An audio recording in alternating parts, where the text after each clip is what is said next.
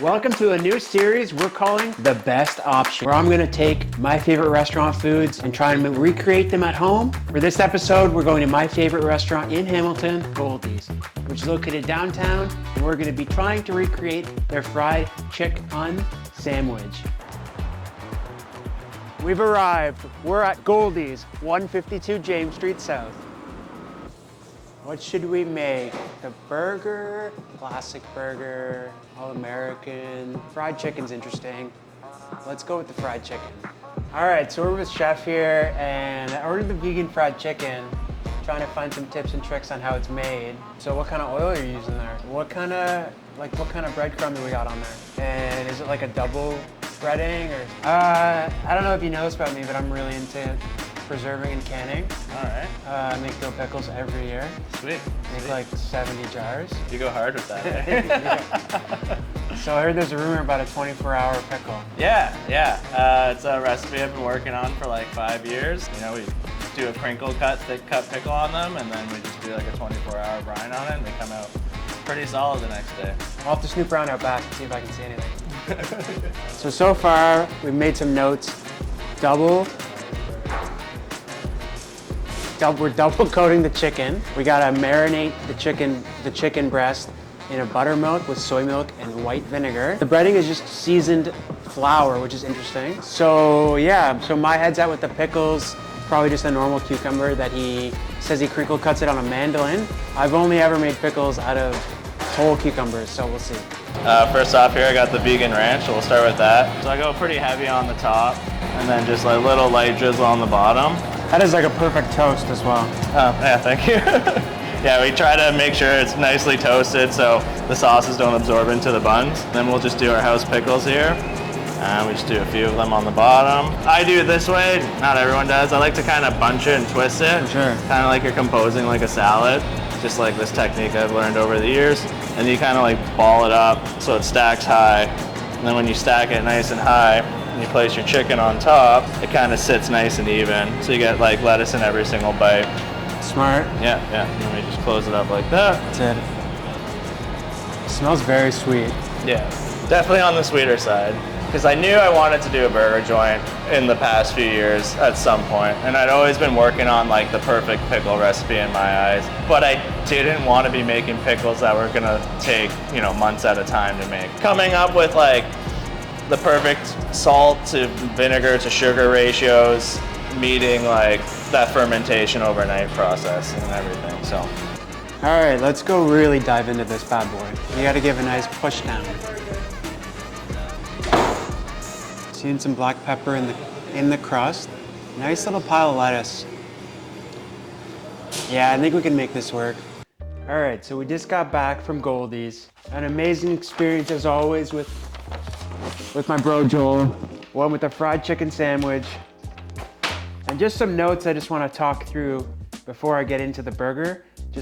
I have a very bad memory, so I just want to rifle these off. I remember he grabbed the buns were in a Dempster's bag. So we went to the store, grabbed the exact same buns that he uses. He said they were a dry toast, which is crucial for the moisture barrier for the ranch, because he has a pretty heavy hand with his ranch. And then the lettuce is cut on a deli slicer, but we don't have one, so we're gonna use a mandolin. The pickles is probably the main issue that I'm gonna have. And then the chicken, he said it's a double batter coat situation, so we're gonna try and replicate that. They didn't have the brand that he hinted at, but we're gonna make it work. Gonna take it out of the package here and really dive into this. Like I said earlier, he's pretty heavy-handed on the ranch. On the top bun, he was like pretty much covering everywhere.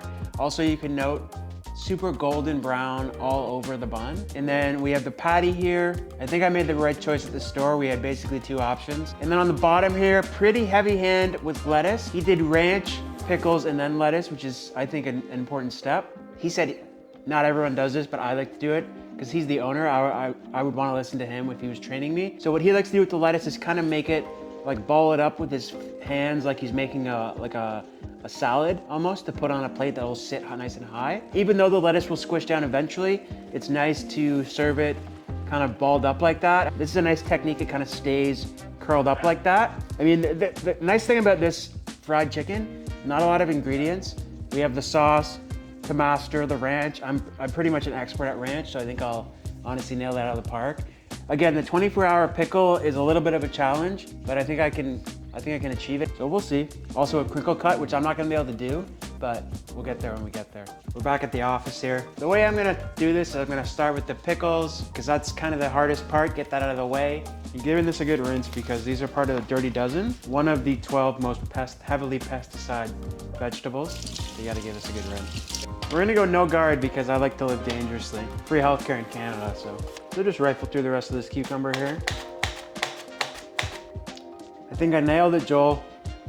My main thinking with this 24-hour pickle is I'm gonna almost massage the salt into it. So we have some coarse salt here, and we're just gonna go in with our hands. Not to be too aggressive because I don't wanna snap the cucumber, but I want the salt to be penetrating into it and help it kind of break down the cell walls.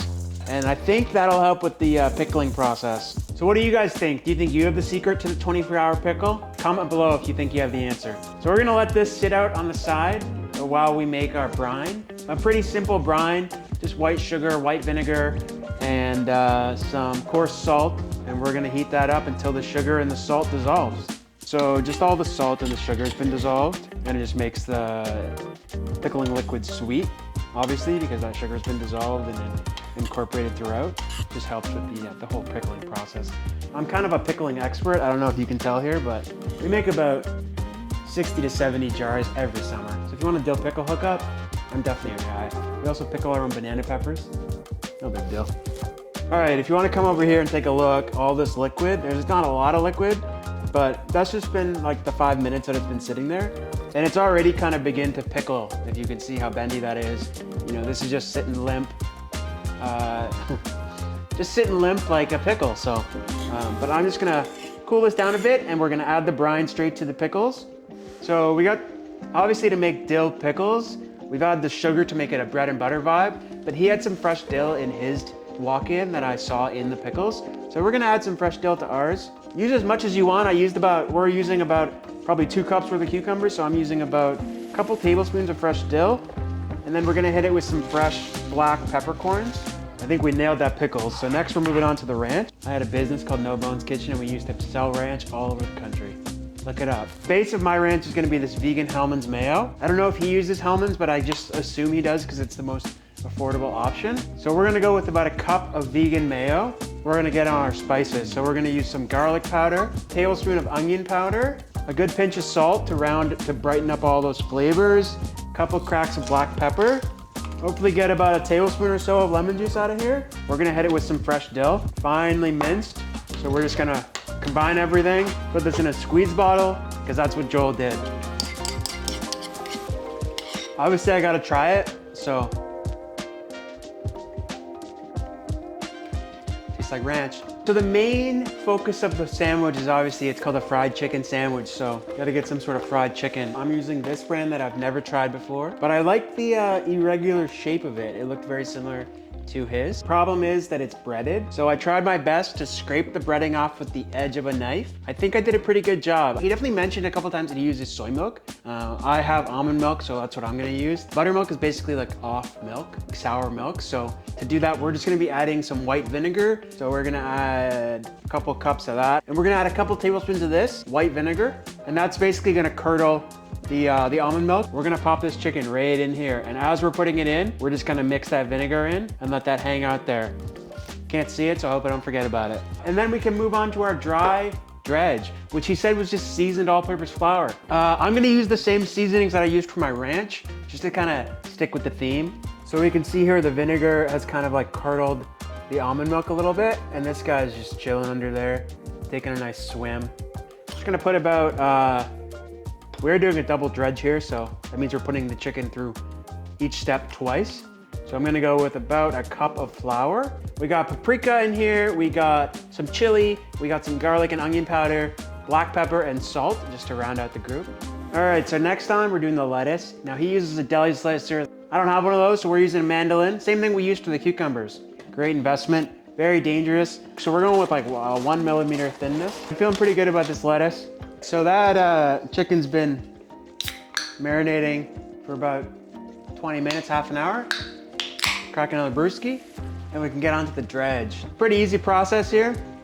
Kind of want to make sure everything drips off. Pop it in the flour, dry hand, spoon that on top. Don't be afraid to push some flour into the breading or into the chicken. Flip it over. And then we're gonna do double dredge. So we're gonna put this back into the wet. With your wet hand, you flip it over and then back into the dry. And he got little pockets of like crunchy bits. So kind of just let it drop naturally on the chicken. All right, so we got our flat top here. He did a dry toast on his buns. So we're gonna do the same thing. Again, we got the exact same bun he uses, but I'm gonna drop my chicken first. And about 3 minutes after the chicken's been cooking, we're gonna toast the buns, because it only takes like a minute. So I'm gonna kind of carefully drop this in with my hands. The chicken was sitting on the counter for a while in the marinade. So it's a little bit softer, so it probably won't be cooking as long, but basically cook it for 3-4 minutes and take it out when it's golden brown. It looks better than I thought. All right, so we just took our buns off. They're looking pretty primo. Gonna take the chicken out. Pretty much golden brown all around. Got some craggly bits right there. That's kind of what I was looking for. 24-hour cucumbers are looking pretty good. All right, so I'm ready to build. I got Joel right behind my shoulder there. I can just feel him breathing down my neck. We got our, I'm really happy with these buns. I think they turned out pretty good. So Joel did like a light coat of ranch on the bottom, and his words, heavy hand on the top. Basically cover the whole top. Oh, I just want to show you pickles before I put them on. Look how limp that is and pickly that is. I think the crinkle cut would make a big difference, but I think I did a pretty good job for like no help at all from Joel. So we're gonna go 3 pickles on the bottom, and then I've already pre-bunched up my lettuce, so we're gonna go a little nest of iceberg lettuce, the chicken fillet. On top of that, I might put a little bit more ranch on top actually. The glue that holds it all together. Yeah, I'm pretty happy with this.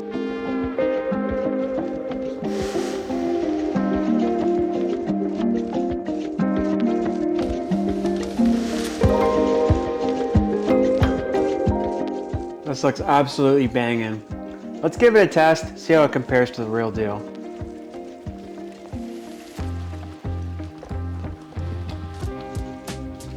All right, so the first couple bites, the obvious takeaway is the brand of chicken that I used. If you can see here, pretty thin, whereas Joel's vegan chicken was a lot thicker. So moving on from that, I think the breading is really good. The crunch factor is definitely there. That little extra bit of ranch I put on the end, probably could have left that in the bottle. Iceberg lettuce is perfect. The pickles are not, they don't look the same as Joel's, but to be honest, they still give me that pickle vibe that I'm kind of wanting. So I think I nailed the pickles, to be honest, Joel.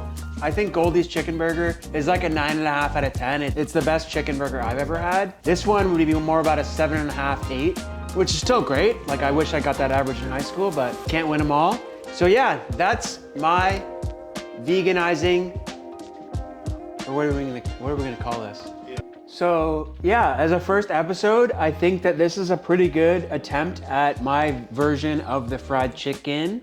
Again, 7.5, 8, his is a 9.5. We're not far off, so definitely let me know what you wanna see me make next. I can do it all. I can do pizza, chicken Big Mac, try and imitate some Taco Bell favorites. What else is there? We got Wendy's, Baconator. I grew up loving the Baconator. The Baconator was like probably my #1 option. Yeah, let me know in the comments down below what you want to see. Thanks for tuning in, and don't forget to subscribe.